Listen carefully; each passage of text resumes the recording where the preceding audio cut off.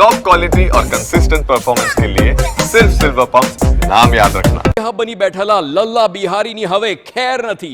જી હા, અમદાવાદ પોલીસે લલ્લા બિહારી પર કસ્યો છે કાયદાનો ગાળિયો। લલ્લા બિહારીના પુત્રની ધરપકડ બાદ હવે પોલીસ તપાસ તેજ થઈ છે અને પોલીસે અલગ અલગ 3 જગ્યાએ આવેલા લલ્લાના મકાન ઉપર સર્ચ ઓપરેશન હાથ ધર્યું છે। તપાસ દરમિયાન પોલીસે મકાનમાંથી સંવેદનશીલ દસ્તાવેજો જપ્ત કર્યાની પણ માહિતી છે। તો તપાસ દરમિયાન મકાનમાંથી કેટલાક સંવેદનશીલ દસ્તાવેજો મળ્યા છે તે સામે આવ્યું છે। સંવાદદાતા સચિન પાટીલ ફોન લાઈન પર છે। સચિન, હર્ષ સંઘવીએ આદેશ આપ્યો 72 કલાકમાં લલ્લા બિહારીને પકડવાનો આદેશ હતો અને ત્યારબાદ જ્યારે સર્ચ કરવામાં આવ્યું તો કેટલીક સંવેદનશીલ વસ્તુઓ મળી છે। કઈ કઈ વસ્તુઓ મળી આવી છે, વધુ વિગતો?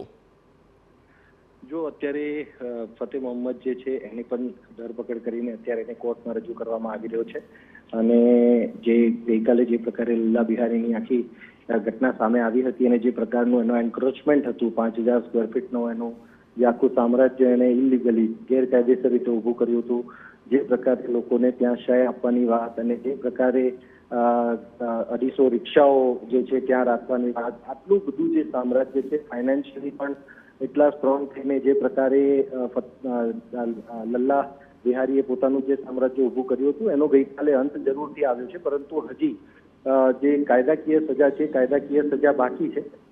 જે પ્રકારે લલ્લા બિહારીની ધરપકડ કરવામાં આવી એ જ પ્રકારે હવે ફતેહ મોહમ્મદની પણ ધરપકડ કરવામાં આવી છે અને એ બાબતને લઈને જે કાયદેસરની કાર્યવાહી છે, કાયદેસરની જે પ્રક્રિયા છે એ એની સામે પણ શરૂ થઈ રહી છે અને કોર્ટમાં એને રજૂ કરવામાં આવશે અને કોર્ટમાં રજૂ કર્યા બાદ ક્રાઇમ બ્રાન્ચ તરફથી એના રિમાન્ડની માંગણી પણ કરવામાં આવશે।